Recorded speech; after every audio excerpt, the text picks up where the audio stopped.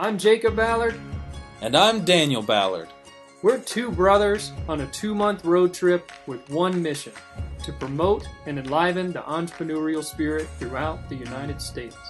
We're meeting with big town small business owners and sharing their experiences with those seeking to learn about the benefits, challenges, and insatiable drive that go hand in hand with running a small business. Last week, we got the chance to speak with some business owners from Fairhope, Alabama, and New Orleans, Louisiana. This week, we crossed the Texas border and drove to Austin, the state capital.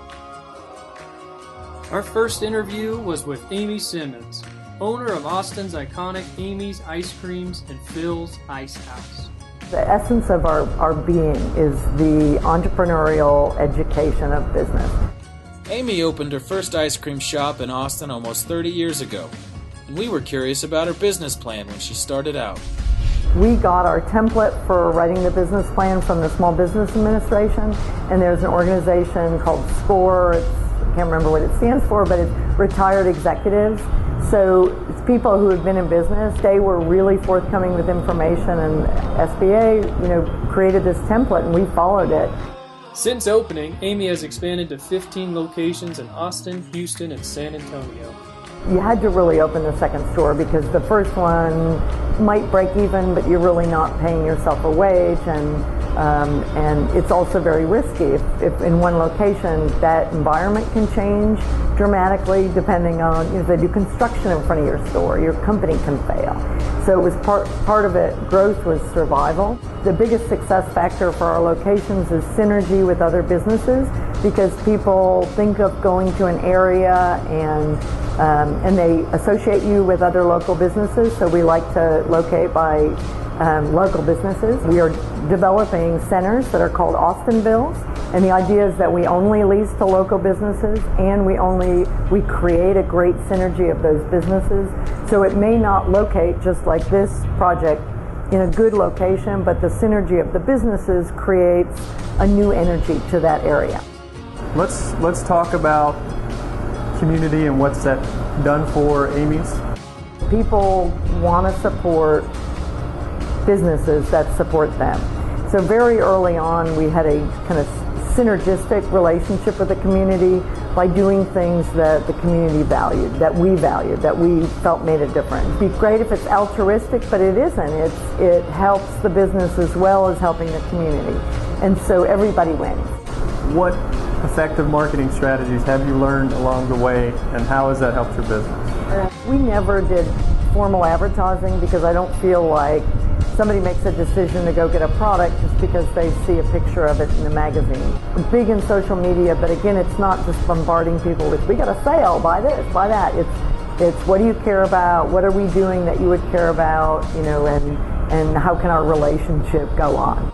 People, if they hear your story and they see your face, they have a relationship with you, and they're going to want to do business with you because you live in their community. Let people know who you are, what your trials are. You don't have to look strong all the time. What your struggles are, where you came from, why you're doing it. And if you share that, people share, they want to be a part of all that.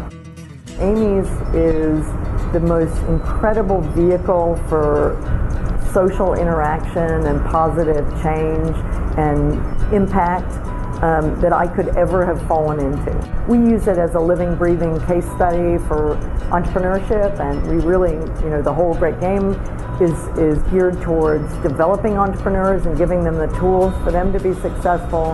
And in my humble opinion, I think that they drive the U.S. It's one of the most wonderful things about this country is that I truly believe anybody can make it in this country if, they have good work ethic and tenacity and the humility to ask for help.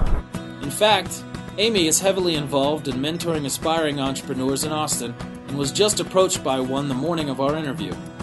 She was a woman who had started her own business, and she just opened her second unit, and she said, "You're from Phil's and Amy's." Amy, when I was doing my business plan, I went to Amy, and she spent an hour with me, and I wouldn't be where I am today if it wasn't for her. And I was like, that I can, on my deathbed, I have reached, total happiness, if that's what I hear. After being treated to some very creative and delicious ice cream and a quick tour of the factory, we hurried over to our next interview at Spider House Café and Ballroom. My name is Conrad Bejarano, and this is my business, Spider House. So I started Spider House in '95. It's an old house built in the 20s, like 1926. And it was just the old house, and it was just a simple, small coffee house. And now it's kind of morphed into a giant compound with 5 stages and got seating capacity of probably got 600-700. Conrad also co-owns eco-friendly laundry service EcoClean and his first successful small business venture, movie rental heaven I Love Video. Started that in '85 with my business partner, John Dorgan. We're both from El Paso, went to high school together. We did so well at that first location, within about a year we opened up a second location, which is the current I Love Video at the airport's Boulevard location. And then we just barely had enough time to build the shelves in the final location to get number 3 and number 4 and number 5. And after 30 years, we had a total of 9 different locations.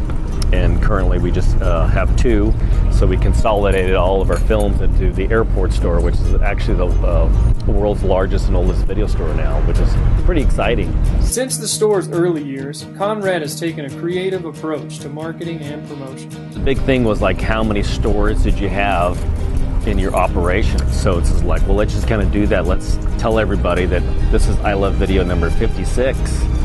And we had locations not all over the country, but just all over the world. So we had these fun t-shirts that said I Love Video in like 6-7 different languages. And we had locations in Paris and Bond and, just Hong Kong. And people just loved it and bought it. I was like, oh, this is awesome. Wow. That's kind of goofy and funny, but we actually ran with that for years.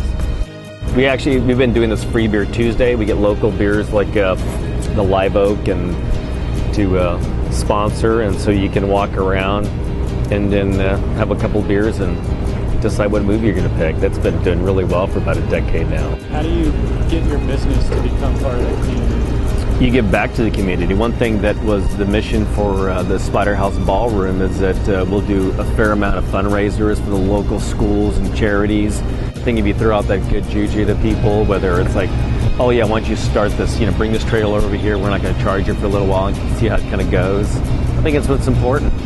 We asked Conrad about the best way to handle obstacles that could trip up a small business owner. What I've kind of learned is that you just head it off. You don't just sort of like put your head in the sand. You just go and talk to each individual person, whatever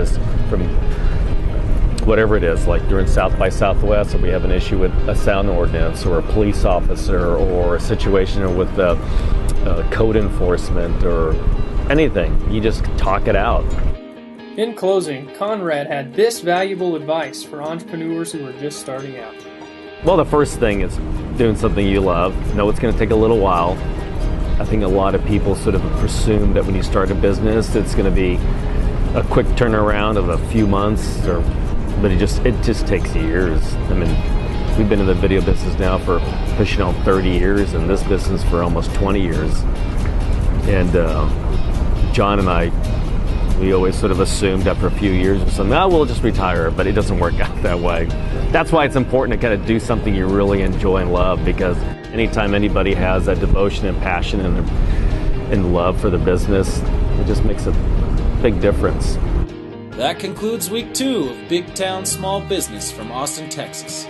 This week we gained some insight into the importance of community involvement and local business cooperation, and met some really cool people. During our brief time in Austin, we visited the Capitol, strolled down 6th Street, and into a few dive bars, and burned the candle at both ends to bring you last week's Webisode, all while running our web business from the road. When we weren't busy being brothers. Don't forget to subscribe and share our blog. Follow us on Facebook, Instagram, Twitter, and YouTube at iWebExpert. And if you're feeling generous, donate on our website at www.bigtownsmallbusiness.com.